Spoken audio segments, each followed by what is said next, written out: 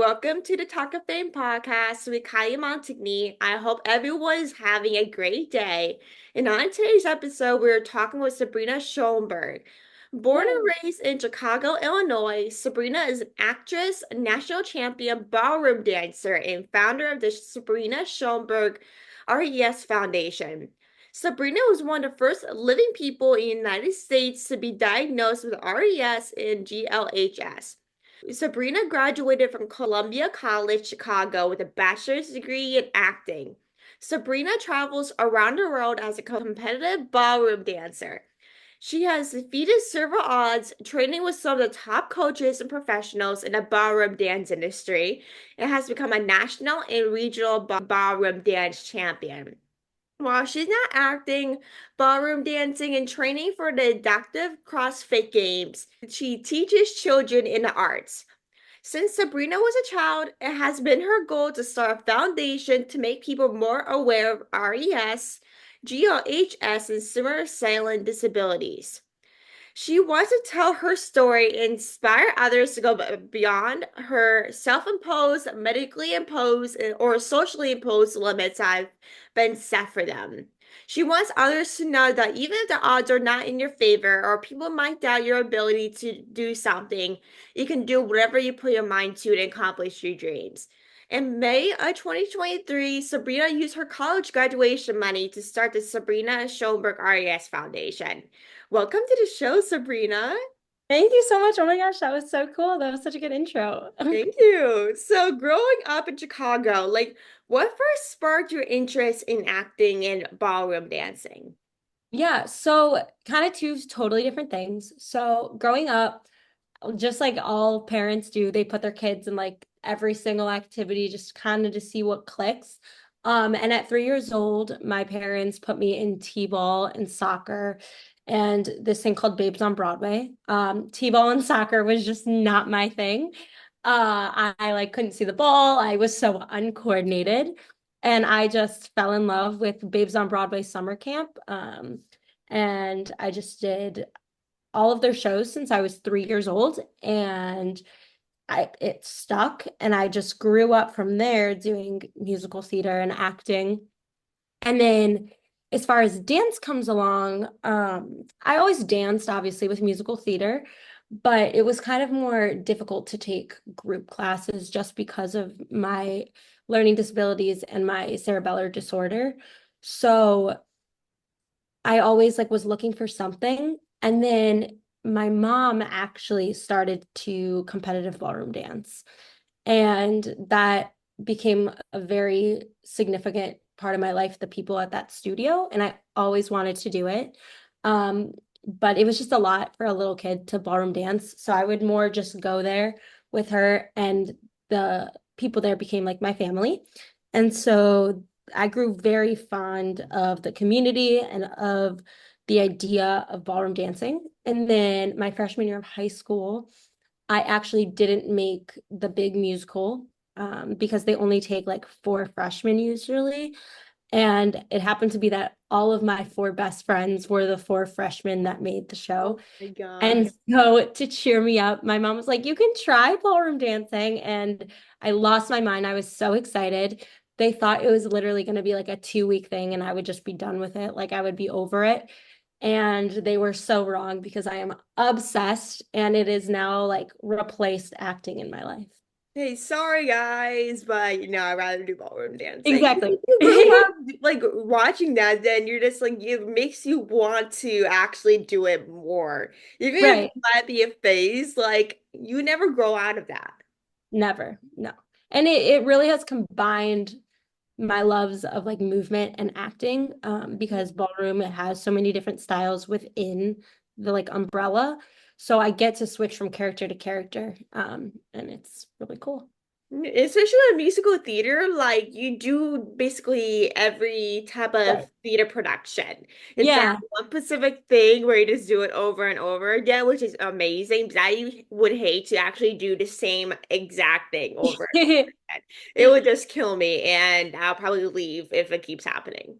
Well, what's cool about musical theater is you really it what keeps it interesting, right? Is by doing the same thing over and over and over again, you get to continue to discover new things within the show and build new character traits and build new connections. And it's like kind of like playing a game with yourself and playing a game with the cast once you've continued to do it multiple times in a row is you get to like be like, oh, what can I do to spice up tonight? What can I do to like make this show new? And then there's always like someone sick, so an understudy comes in, and it's like a whole new show because you have one new person. So Mhm. it keeps you like on your toes. Yeah, like especially if it's a new person, you're just like I might as well just start all over Right. again. It's just like with a different person, you kind of have to. Right. Totally. So, like, in terms of musical theater, do you have like a favorite production that you did? Yeah. So I have done so many different productions.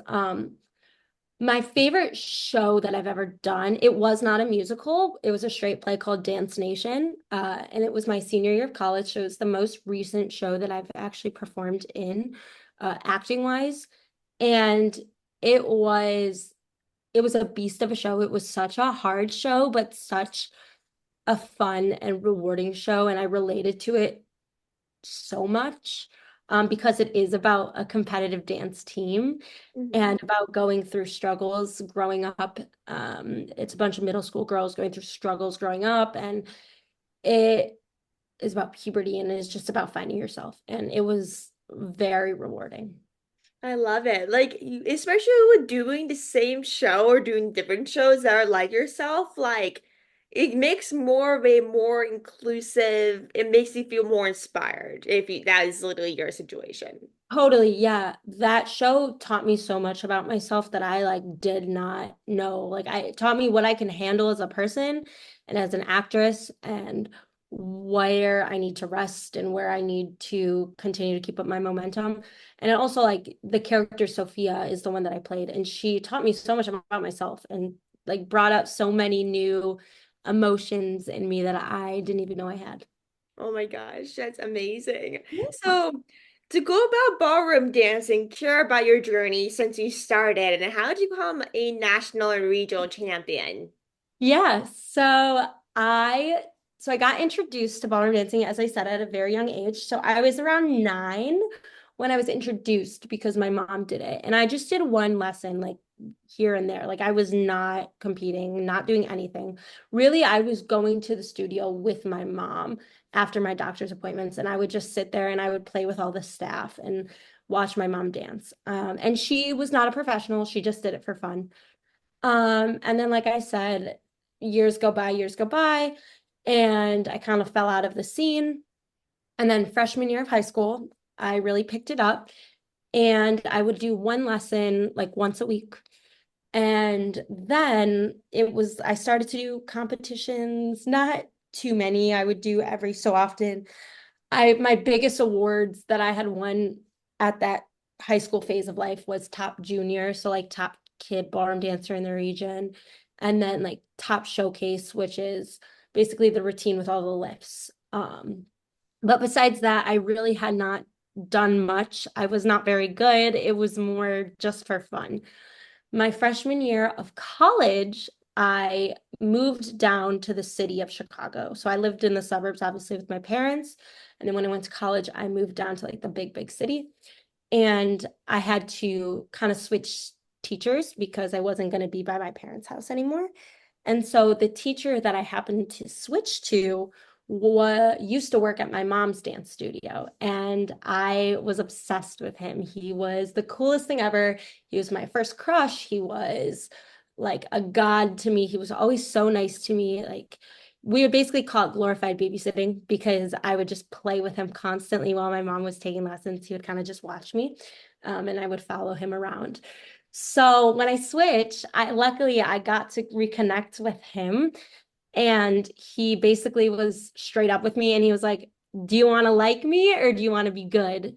Like we can have fun or you can like me, and or be fun or you could be good." And I was like, "No, I want to be like really, really good." And he was like, "Okay, then I'm gonna be really tough and really strict." And I was like, "Go for it." Um, and Side note, I love him still. He is the best. We have a blast. He is so fun. But he is tough and really, really strict. And he just kind of saw something in me that I don't think anyone had ever seen in me, and that I for sure did not see in myself.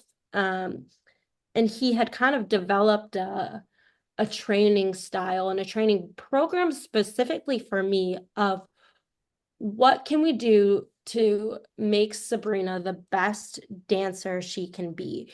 And he kind of just went off his own book. Like there was no book for him in order to teach me because of my brain. And we just kind of grinded it out. And COVID was really, really helpful because I had to take a lot of online lessons because we were all stuck in home. So I had to rely a lot on myself and a lot on technique. And so for like 2 hours every day during COVID, we would sit on FaceTime and he would just be like, okay, brush your legs. Okay, get on your foot. Okay, do Bolero basics for 40 minutes straight, no stopping. I mean, I stopped for water and stuff like that.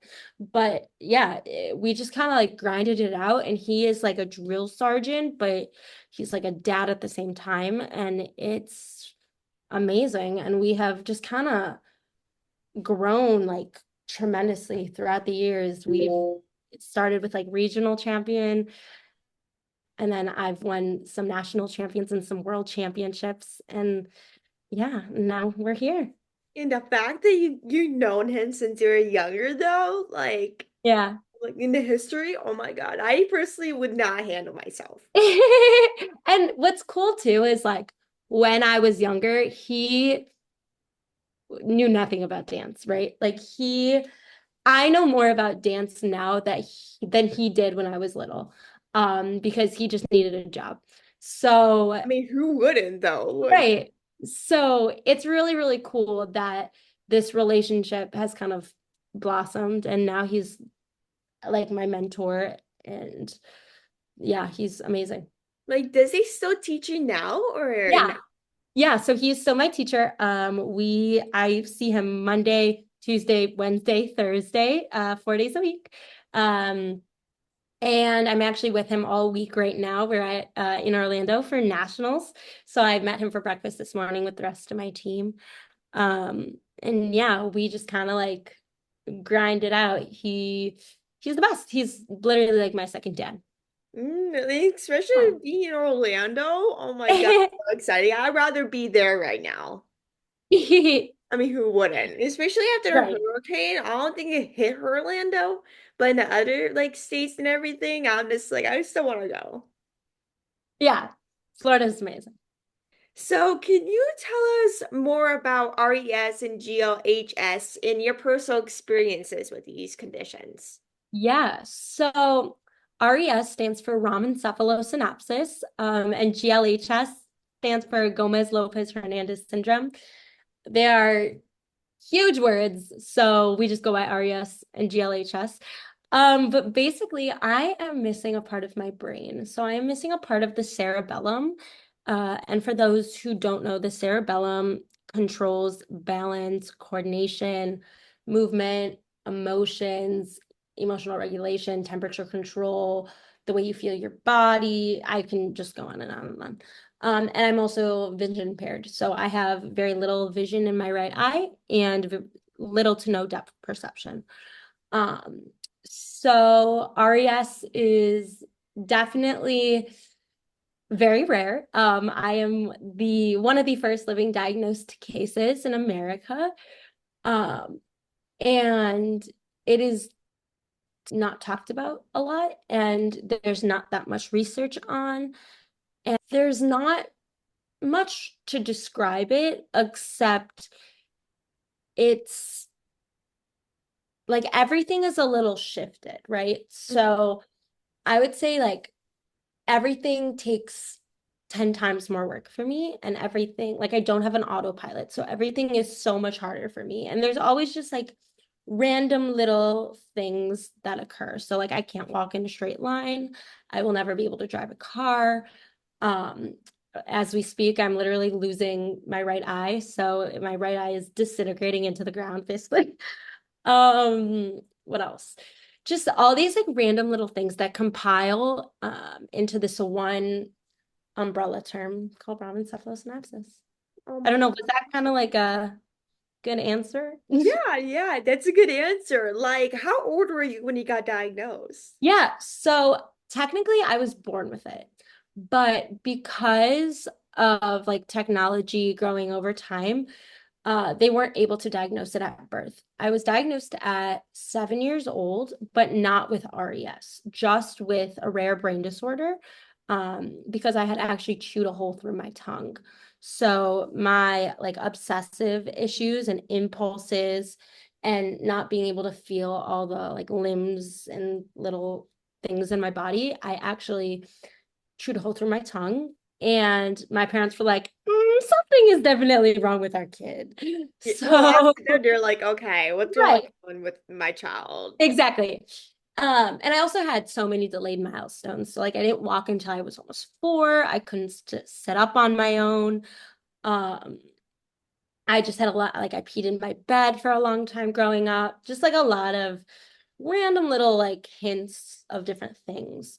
And so finally, when I was diagnosed at 7, they put me in OT, PT, every single type of therapy you can imagine. But still, there was no name for my disorder. And I have the greatest mom in the world. She is truly one of a kind, and I don't appreciate her enough. And I'm so blessed to have her. And I love you, Mom, so much because I know you're probably listening. And I love you too, Daddy. He's also really great.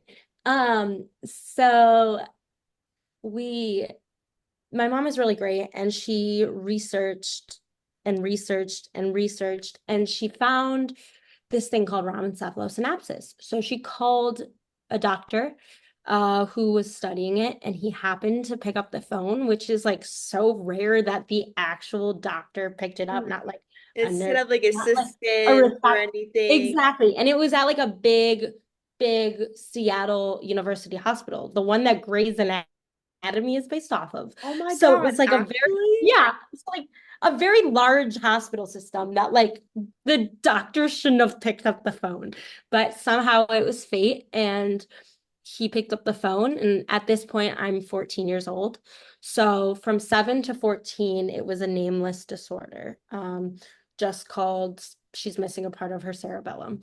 And so at 14 years old, my family and I flew out to Seattle and we spent a weekend, so like 3 to 4 days in the Seattle hospital. And I just got tested and I just got treatments. And we kind of just figured out that it was a case of Raman cephalosynapsis. And yeah, now I'm here. Like to take that long to get a diagnosis is crazy. It's Like I crazy. can't imagine like what you went through that time and trying to figure that stuff out because I have dealt with many health issues and to sit back and not like know anything can Yeah. really depress you in a way. Like it's like Oh, after a while you're just like, what is wrong with me? Why is it taking so long? Like you just don't know. well, I would say it it's emotionally draining 100%. But the worst part is honestly, it's less about like having a name for my disability. And it's more about the fact that like there isn't a lot of research being done and it isn't known. I mean, it's getting more and more like known now because of MRIs and things you can do at birth to figure it out because the only way you can really tell is through an MRI machine. Um, but what's the worst part is some doctors just refuse to see me because they haven't heard of what my case is and it's too difficult for them. So Oh, it's really, really difficult to get help. I get that. Like to not have doctors help you. I mean, sometimes with different like disabilities, it can be difficult, but to not Right. listen to the patient is like crazy. Totally. So for when you received like your diagnosis, like what was kind of like your biggest fear like at that time?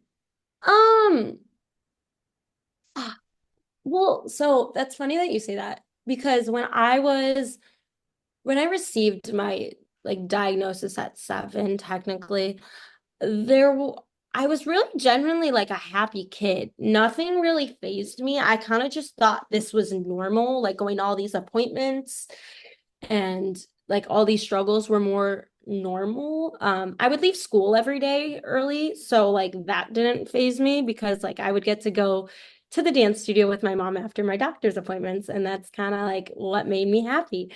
Um, Hmm. um, so I was generally really, really happy. It didn't start to scare me until about 16 years old. Um, because so I technically like my life expectancy, like I was supposed to die when I was 7. Clearly that didn't happen. But when I was 16, it all kind of started to click like, oh my God, I'm different. When I wasn't able to get my driver's license, it all kind of just hit me like my life is very, very different. Um, and things started to kind of click. And I've ever since then, I've kind of been viewing the world a little bit differently. I think that it was easier when I was little because I thought it was normal.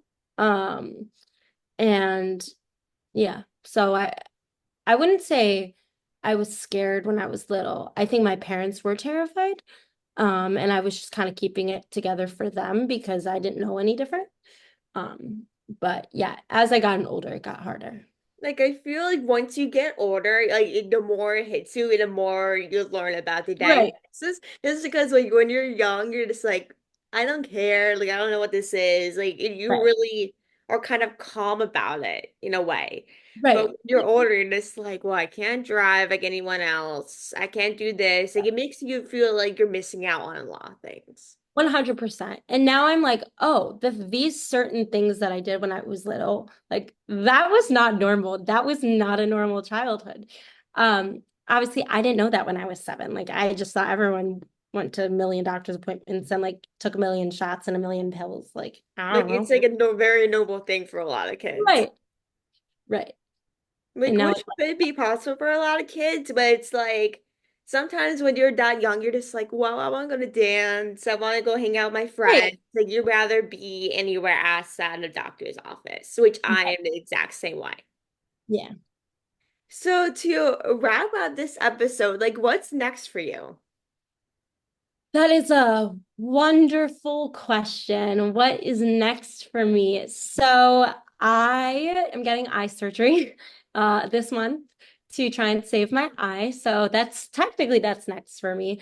Currently I'm at nationals in Orlando, like I said. So I am competing all week for more and more national titles, which is super, super exciting. I'm hoping that within the new year, I will give up my amateur ballroom dance status and I will become a professional. So I'll be a professional ballroom dancer, which would be life-changing and amazing and a huge dream of mine. I've been doing some modeling, which is really, really cool. I started to do some influencing work, which is awesome. Uh, just continuing to work on my foundation, which I started the Sabrina Schoenberg RES Foundation, which is like the first foundation for Raman encephalosynapsis to raise awareness and provide scholarships for kids who have my disability and raise awareness for silent disabilities. Because I realized that part of the reason why I am so successful with everything that I do is because my parents were able to give me the therapies and the doctor's appointments I needed to succeed. And not all families have that kind of money. So I want to be able to help provide for them. And I want to just continue to raise awareness about silent disabilities because it's not talked about enough. Mhm. Um, and yeah, people just don't realize that just because you look so typical and so normal and so quote unquote pretty, you could be really struggling with something like internally and have some sort of disability. So No, that is well said. Because no matter if you're like all taking pictures and everything on social media, like you don't know what's going on behind the scenes. Like you don't know what they're exactly. dealing with or with disabilities Right. they might have. Like I worked for with a group of disabilities for a few months, and basically, like from what I've seen, it's not talked about enough. Even if No. it's like someone with Down syndrome, autism, like it's not talked about as much as it should. And that's the meaningful of social media is that you could spread awareness about it, especially your foundation. Like you people need more of that. There's just not like enough resources, especially with the one that you're doing with. Yeah, thank you. So that is the best way to wrap up this episode. I hope everyone enjoyed this episode as much as I did. I love getting to have this conversation with you and I loved like everything that you're doing. You're absolutely amazing and just keep up the amazing work and keep sharing your story because it's so inspiring. And I can't wait to see everything that you're gonna be doing next few weeks on social media. That's very exciting. Thank you. Thank you so much for having me. You guys can follow me on Instagram, Brina Blair 425. Yeah, this was amazing. Thank you so much, Kylie. Of course. Thank you everyone for listening. Make sure to like, subscribe, and review, and check out Sabrina with everything she's doing. Hey. And I'll talk to you guys very soon.